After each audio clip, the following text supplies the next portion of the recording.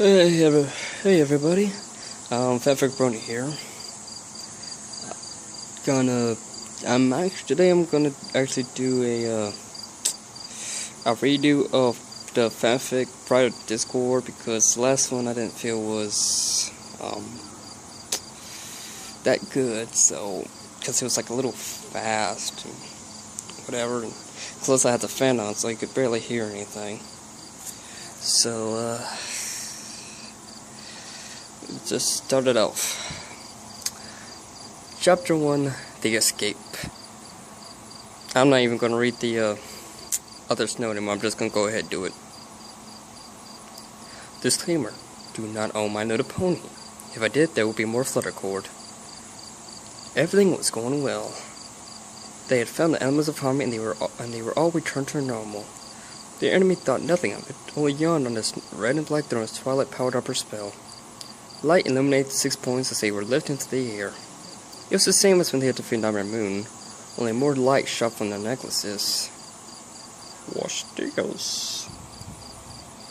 Flush had sworn to close her eyes, but opened one for a moment. Even through the bright light, she could clearly see the Draconiquist's face. She recognized as pure fear. No, he uttered. The Pegasus couldn't say anymore and shut her eye again, as Twilight opened hers, revealing them to be white.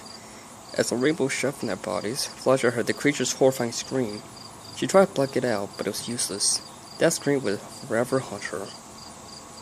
When the blast was over, the friends gently floated to the ground. Putting foot was back in order, but there was something that wasn't right. Pinky was the first to notice. Hey, where's Discord? Rainbow dashed for her eyes. Don't you know, Pinky? We turned him to stone. I know that, but where's the statue? The others looked around. She's right, Applejack said. Where is he? I don't understand, Twilight lamented. The spell should have turned him to stone. Flushy gasped. We didn't kill him, did we? I don't think so. He'd still be here. Unless we vaporized him, Pinkie shrieked. Or turned him to grass. Already yelped and stood on her back legs. You mean we may be walking on him? Rainbow Flushy leapt into the air in horror. Guys, we didn't kill him, Applejack assured them, but then turned nervously to the purple unicorn. Right, Twilight? We shouldn't have, Twilight replied. The elements of harmony cannot destroy. They may work in mysterious ways, but they cannot destroy. Whatever they did to Discord, they at least returned everything to normal.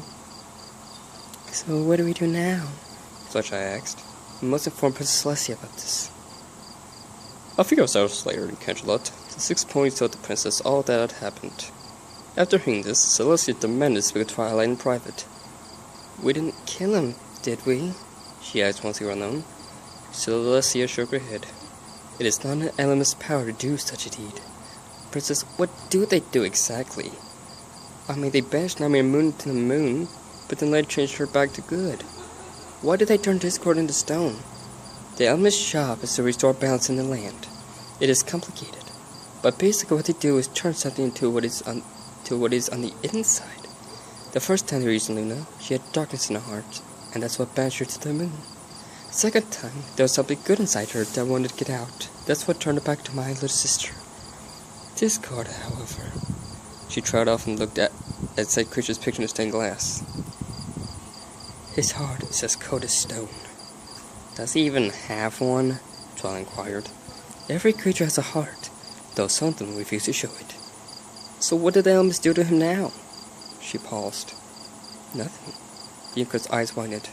What? Nothing. He escaped before the spell hit him. Twilight was astonished. But I restored everyone's memories. Ponyville is fine now. The elements should have worked. They did, and Discord saw that. He saw that he could not break apart your friendship with the others, so he chose to be a coward and fled. How do you know that's what happened? I know Discord. He's smart enough to know when to flee. So he's still out there? We have to find him. Equestria is not safe as long as he's free. No. He knows not to make another attempt to take over. Now without time to contemplate his next move.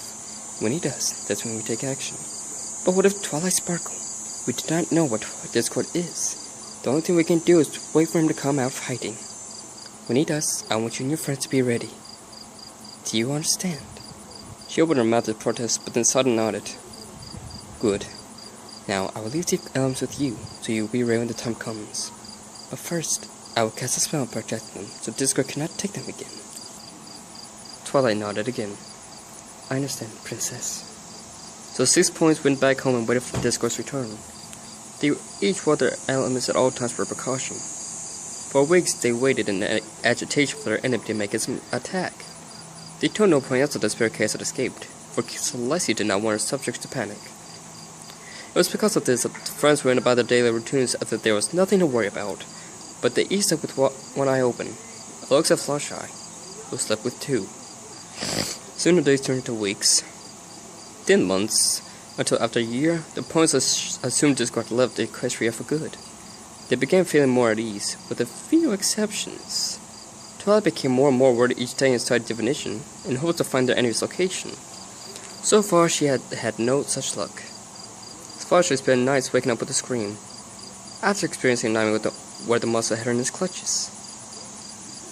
A foe of the frightening creature she had encountered in her lifetime, she had never been as afraid as she was of Discord. Even though she had not seen him in a while, he still haunted her. Everywhere she turned, his yellow and red eyes were there, staring into her soul. Sometimes he would appear as 3 butterflies, or as a stained glass image. Whatever form he took, he felt like he was always there, watching her. She told her friends of this, but they said it was purely her imagination. This did not take any of the nightmares away. Then Twilight became a princess, which turned every pony's life around.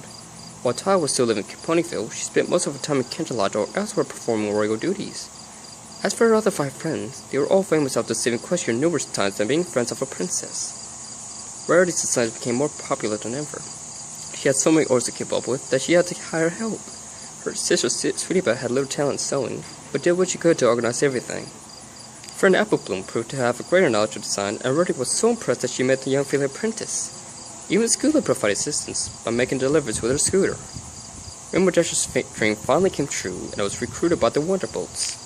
With them, she traveled all over Equestria, performing her tricks and earning the praise she adored. She still made time for her friends and offered them tickets whenever they were in town. Pinkie Pie attended all the shows and derbies and was Rainbow's biggest fan. While Kimmer Dash could keep corner, Pinkie Pie kept the party planning service in Canterlot. Whenever there was a special event, the royals called her. Not only did she always throw the best of the party, but she did it for free. She did not care for money, only fun. When making friends with Twilight and Canterlot, Applejack would take the opportunity to sell her apples. They were much more appreciated once every pony heard they were growing the princess's hometown. As a result, Applejack earned a lot of money and not only managed to buy trucks for Big Mac Dash and fix Granny Smith's broken hip, but added a new floor to the barn, so when her relatives visited, they could stay the night. Whatever money was left was donated to Canterlot Orphanage. Because of this, the orphans looked up to her. She also became a fan favorite at the rodeo competitions, whether she won a blue ribbon or not. Her athleticism was much admired and cowboy attire was made fashionable, thanks to Rarity. In their new glorious and country lifestyles, the ponies slowly forgot about Discord altogether. Every pony was happy, save one. Once the 6 were known to the public, many stallions began taking interest in Fluttershy, who had turned out to be a great beauty. She received a lot of gentlemen calls now, but she refused all of them. Although she was of marriageable age now, the Pegs was not ready for such a thing, let alone dating. She had gained more confidence over the years, but the idea of romance terrified her. Having a boyfriend meant spending time with a single stallion that might be the one or might not. She knew he would be doing most of the talking, and asking, and touching, etc. She was not prepared for that. She continued having the nightmares. The evil fates of the Chronicles would not leave her mind. She knew he was still out there, and he would come back to turn her nasty again. Despite the good fortune of her friends, she could not move on. She attended social events for their sake, but wallowed in fear when alone. Meanwhile, Twilight Sparkle was studying and learning more about magic and being a princess each day. She took pleasure in it, but sometimes she would look out the window and wonder about her enemy in hiding. It had been almost 3 years since he had vanished without a trace. Where was he? What had he been doing all this time? When was he going to strike? No pony knew.